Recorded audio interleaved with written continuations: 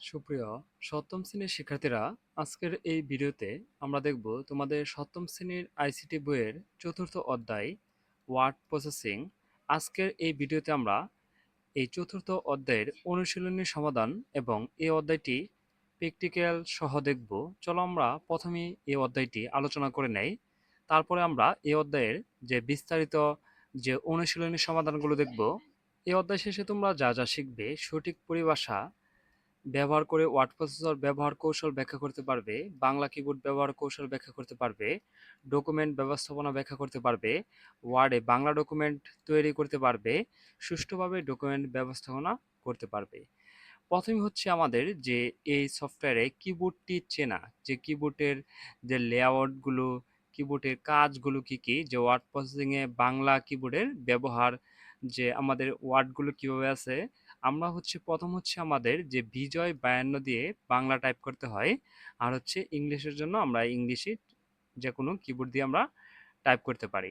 আর অনেক কিবোর্ডে তোমরা দেখবে, লক্ষ্য করবে যে এখানে যে বাংলা ভাষা দেওয়া থাকে সেটি হচ্ছে বিজয় 52, সেটি আমাদের এই বাংলা ভাষা এখানে দেওয়া থাকে। বিজয় 52টি একটু কঠিনের মতো, যে মোটামুটি যে এই লেআউটটি হচ্ছে এরকম, যে ওয়ার্ডগুলো কোথায় থাকবে। এটি হচ্ছে ধরো একটি কিবোর্ড, এটি চার দিয়ে বোঝানো হয়েছে, এটি একটি কিবোর্ড। এখানে তোমাদের এই আর এর ঘরে যে এফ এবং পি আছে, এখানে দুইটি ওয়ার্ড থাকলে তোমরা উপরের যে ওয়ার্ডটি থাকবে সেটি হচ্ছে শিফটে ক্লিক করে চাপ দিয়ে ধরে তারপর এই আর এ ক্লিক করলে এই এফ তোমাদের টাইপিং হবে। আর যদি মনে করো না যে আমি বারবার সবগুলো আমরা এরকম ক্লিক দিব না, তাহলে তুমি ক্যাপস লকে চাপ দিলে এই অক্ষরটি উঠবে আর কি। আর যদি মনে করো না, তাহলে পি অক্ষরটি কিভাবে উঠবে, তুমি শিফটে ক্লিক না করে শুধু আর এর ঘরে চাপ দিলেই, ক্লিক দিলেই শুধু এই প এটি উঠবে। এখন হচ্ছে আমরা যে বিজয় কিবোর্ডটি শর্টকাটে আমরা কিভাবে ওপেন করতে পারি।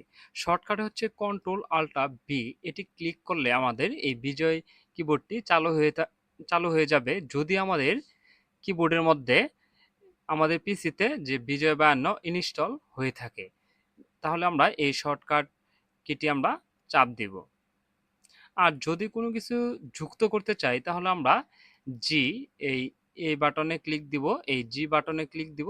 যদি আমরা ধরো কয় ত এরকম, অন্তস্তর ত এরকম যে শব্দগুলো আমরা যুক্ত করব, তাহলে আমরা এই জি বাটনে ক্লিক দিব। তাহলে আমরা এই বিশেষ যুক্তর জন্য তোমরা কি কি ক্লিক করবে দেখো। এখন বর্ণ কি, বর্ণ কি, এই শব্দগুলো কিভাবে লিখবে এখানে ওয়ার্ডগুলো দেওয়া আছে, তোমরা দেখে নিতে পারো। আর হচ্ছে আমরা কিবোর্ডের সাথে পরিচিত হই।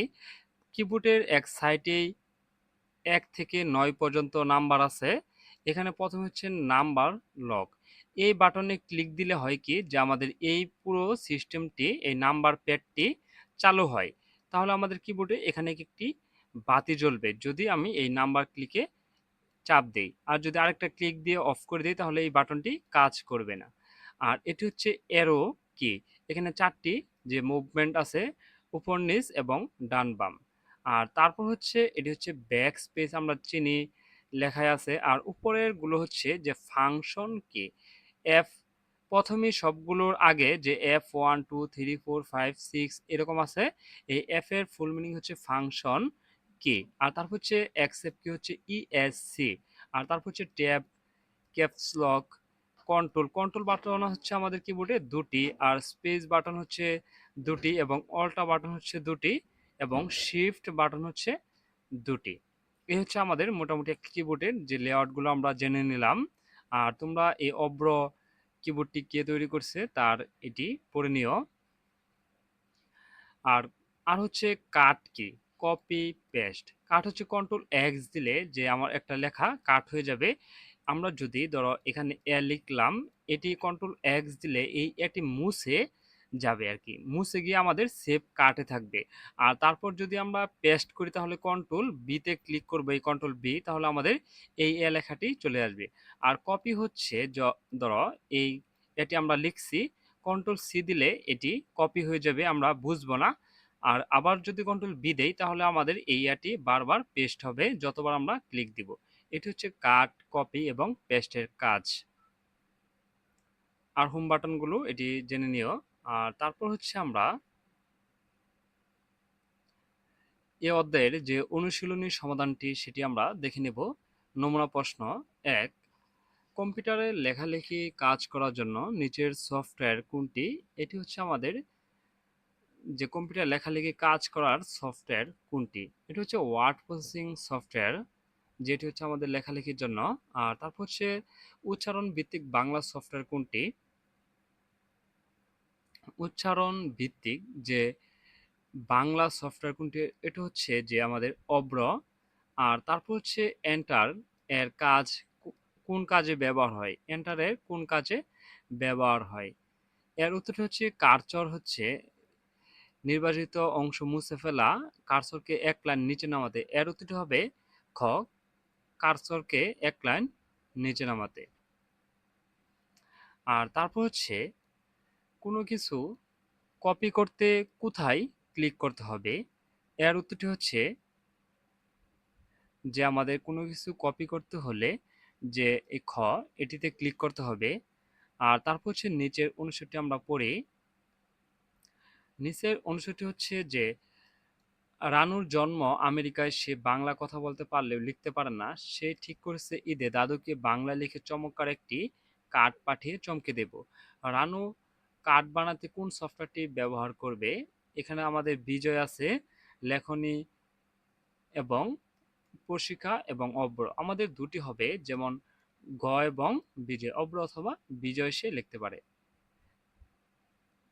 আর তারপর হচ্ছে ৬, রানু কার্ডটি সুন্দর ও সহজে তৈরি করতে কিছু শব্দ কপি করতে পারে, ছবি যুক্ত করতে পারে, এডিটিং করে বানান শুদ্ধ করতে পারে। এখানে আমাদের সবগুলোই হতে পারে, তাহলে উত্তরটি হচ্ছে গহ।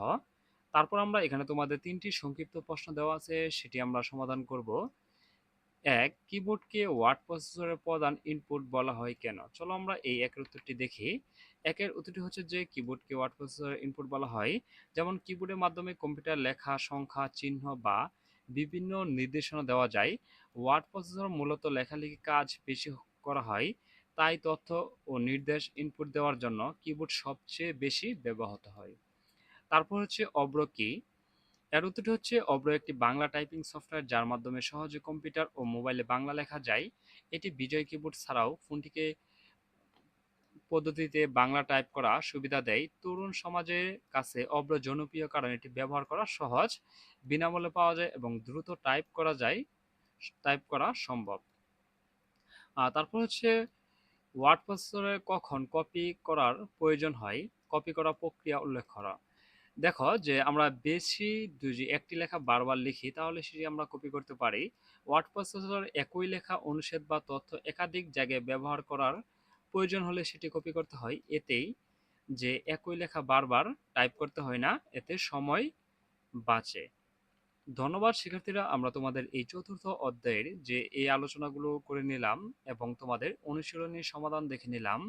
পরবর্তী ভিডিওতে আমরা দেখব পঞ্চম অধ্যায়, শিক্ষায় ইন্টারনেটের ব্যবহার। এটি আমরা পরবর্তী ভিডিওতে আলোচনা করব এবং অনুশীলনী সমাধান করব।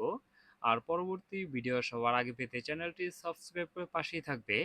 আর যারা সাবস্ক্রাইব করেছো তাদেরকে অসংখ্য ধন্যবাদ।